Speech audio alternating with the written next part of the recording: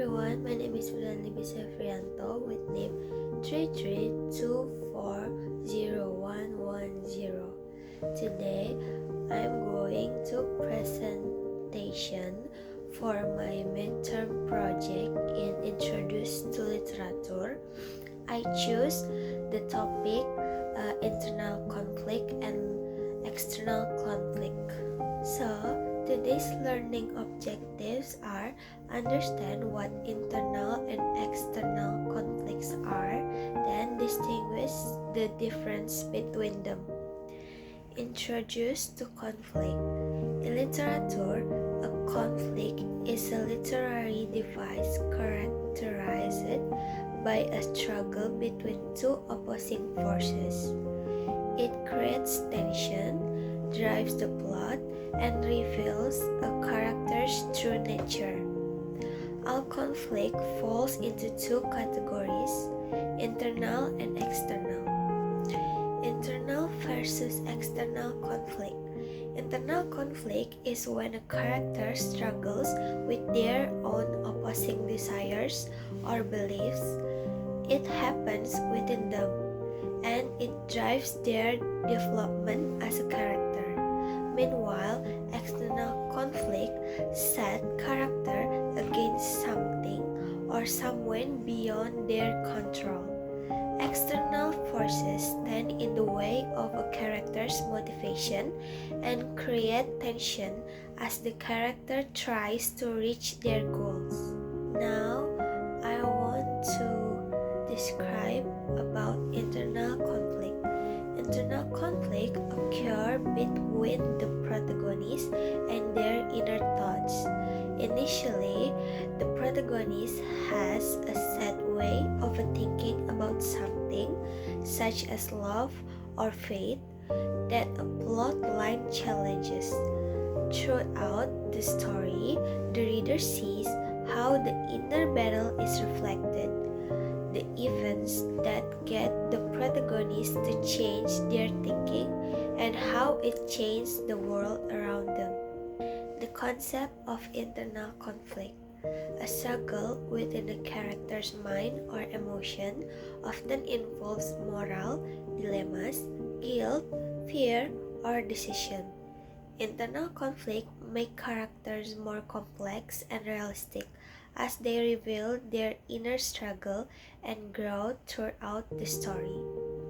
Forms of internal conflict. Number 1, moral dilemma or right versus wrong. Number 2, emotional struggle such as fear, guilt, or decision making, known as man versus self. Number 3, identity crisis. Example of internal conflict. In White Nights by Fyodor Dostoevsky, the narrator lives in his imagination, creating idealized dream about love and companionship. However, he struggles to face the real world where he is isolated and unloved. His heart wants to believe in fantasy, but his mind knows the truth. In Funeral Blues by Weissenhue Auden, the speaker's emotional struggle to accept death and find meaning after losing someone who gave his life purposes. This shows an internal conflict between wanting to continue to living and feeling that life is now empty without the person he loved. Now, external conflict. An external conflict is a conflict occurring between the protagonist and an outside force. The plot focuses on the protagonist's mission to defeat the external force. The climax between the two opposing sides and the fallout from the protagonist's victory or defeat. For example, in The Hunger Games by Suzanne Collins, Katniss Everdeen faces an external conflict against the oppressive government of Panem as she fights for survival in a deadly arena controlled by the Capitol. The concept of external conflict. This conflict drives much of the action and tension in a story and often helps reveals the character's strength, values, or personal growth. Forms of external conflict. Number 1, character versus character or man versus man. Number 2, character versus society or man versus society. Number 3, character versus nature or man versus nature. Number 4, character versus fate or technology or man versus fate or technology. Example of external conflict. In Romeo and Juliet by William Shakespeare, the feud between the Montagues and the Capulets creates conflict between Romeo and Tybalt, leading to tragedy and death. Man versus man. Number 2, in The Hunger Games by Suzanne Collins, Katniss Everdeen rebels against the oppressive capital, so it's man versus the society. Number 3, in Robinson Crusoe by Daniel Defoe, Crusoe fights for survival after being stranded on the desert island, facing hunger, storms, and isolation. His struggle shows human strength against natural challenges, man versus nature. Number 4, in The Fault in Our Stars by John Green, Hazel and Gus battle the fate of living with terminal illness. Their love story unfolds under the shadow of destiny they cannot change, man versus fate. Significance in internal conflict. Deepens the character's emotional layers, makes the story relatable to readers, helps show character growth and moral lessons. Significance of external conflict. Moves the plot forward, builds suspense and interest, reveals the hero's strength and weakness, shows how characters reaction under pressure. So the conclusion, internal conflict deals with what happens inside the character's heart and mind, while external conflict focuses on the character's struggle against the world around them. Both external and internal conflict are essential to storytelling. External conflicts show how characters face the world, while internal conflicts reveals their inner growth. Together, they create balance between action and emotion. Poetry analysis. Out by Robert Frost is a poem by American poet Robert Frost, published in Frost's 1916 collection Mountain Interval and based on a true incident that happened to Frost's friend's son. Reflect in early 1900s America. Frost's rural New England experience and his awareness of human fragility influenced this tragic story. The poem criticized society's indifference to the suffering of the working class. Symbols and meanings in this poem. The buzz saw symbolized danger, industrial power, and human helplessness. Number 2, the boy's hand represent innocence destroyed by work and fate. Number 3, and they, since they were not the one that turned to their affairs, symbolize society's emotional numbness toward death. Imagery of this poem. Visual. The bus saw snarled and rattled in the yard. Imagine the saw spinning dangerously in the open air, and half in a pail, but half as if to keep the life from spilling. The image of the boy trying to hold his injured hands. Number 2, auditory. The bus saw snarled and rattled, snarled and rattled. The repetition of harsh sound mimics the loud, menacing noise of the song. Number 2, analysis the poetry Stopping by Woods on a Snowy Evening. Written in 1922 and published in 1923 in his New Hampshire volume. In a letter to Louis Montemayor, Frost called it my best bit for remembrance. Reflects the post-World War I era's awareness and desire for peace. Frost's personal struggle with depression and loss appear subtly in the tone of the poem. Symbols and meaning in this poem. Number 1, the woods symbolize peace, mystery, and possibly death.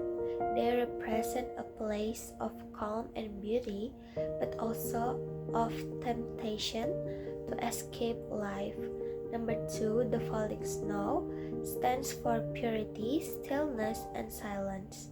Number 3, the repeated line, and miles to go before I sleep, symbolize the continuation of life, and sleep can mean literal rest or more deeply death.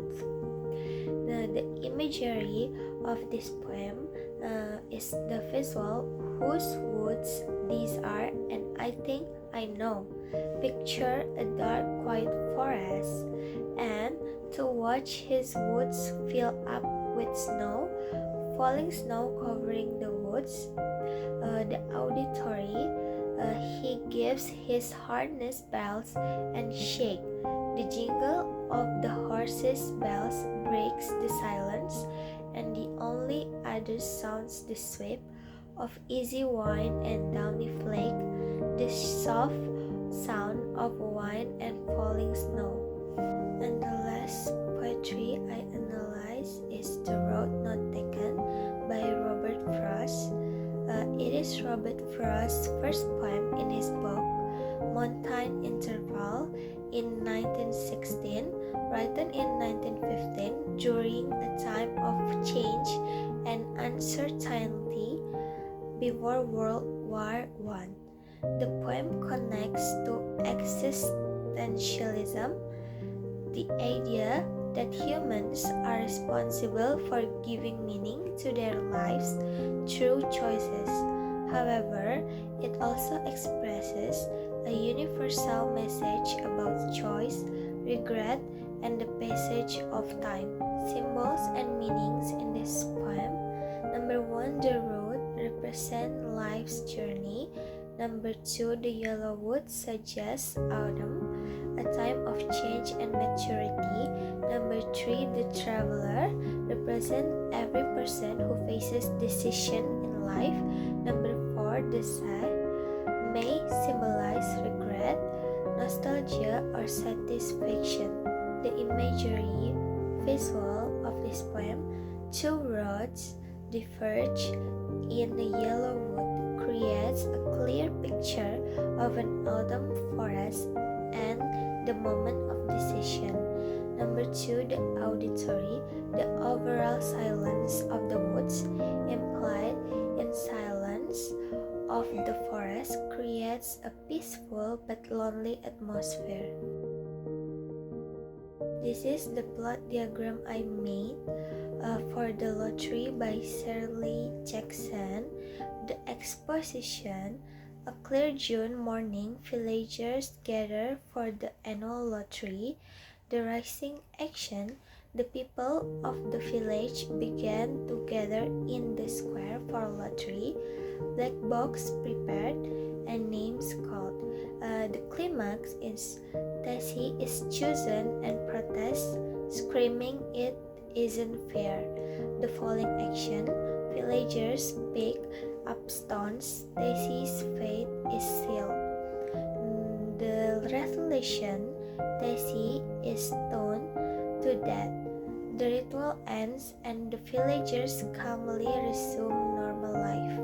The characters and characteristic.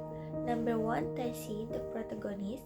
Her characteristics are outspoken, live bravely at first, represent individuality and rebellion against blind tradition.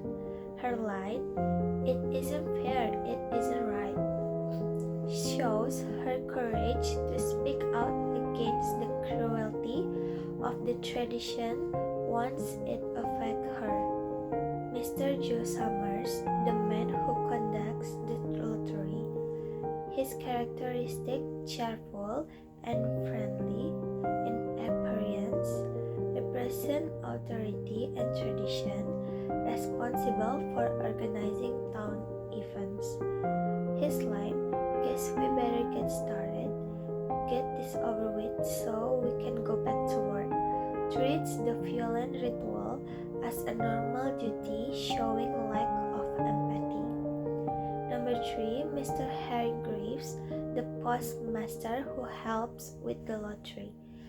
His characteristic is dutiful and calm, assists without protest, reflects the town's acceptance of tradition. His line, "Mr. Graves follow him carrying a three-legged stool," helps conduct the lottery without question, showing obedience to tradition. Old Man Warner, the oldest man in the village, his characteristic stubborn and traditional, believes the lottery is necessary, represent blind faith in outdated customs. His line, "There's always been a lottery, nothing but trouble in that pack of young fools," strongly opposes change and believes tradition must be followed without question. Bill Hutchison, Tessie's husband, his characteristic submissive, obedient to rules, represent conformity and submission to community norms. Bill Hutchison went over to his wife and forced the slip of paper out of her hand. He still follows the lottery cruel rules, showing conformity. The Adams family, Mr. and Mrs. Adams, their characteristics slightly skeptical, represent the small voice of doubt and change in society. Some places have already quit lotteries, Mrs. Adams said. They represent the few who begin to question the morality of the custom.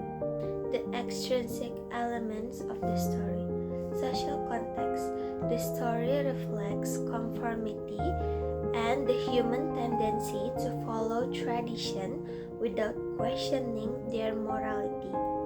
It criticizes how societies accept violence when it is culturally normalized.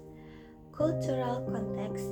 Shirley Jackson wrote the story in 1948 when post-war America valued unity and order. It challenges the idea of blindly following social customs simply because it's always been done. Historical context.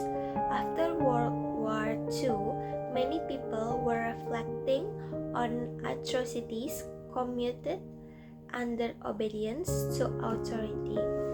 Jackson's story mirrors how communities can justify cruelty in the name of tradition. Retelling the story in my own words.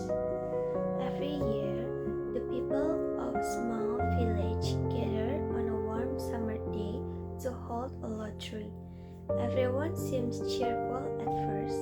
Children play with stones, neighbors chat, but as Mr. Summers arrives with the black box and the drawing begins, tension grows. When the slips of paper are drawn, Tessie's family is chosen. Suddenly, the friendly mood disappears. Tessie protests that it isn't fair, but no one listens. Even her family and friends take part as the villagers pick up stones and surround her. The story ends shockingly as the town carries out its showing how tradition can make ordinary people commit terrible acts without guilt. That's all from me. Thank you for watching and listening.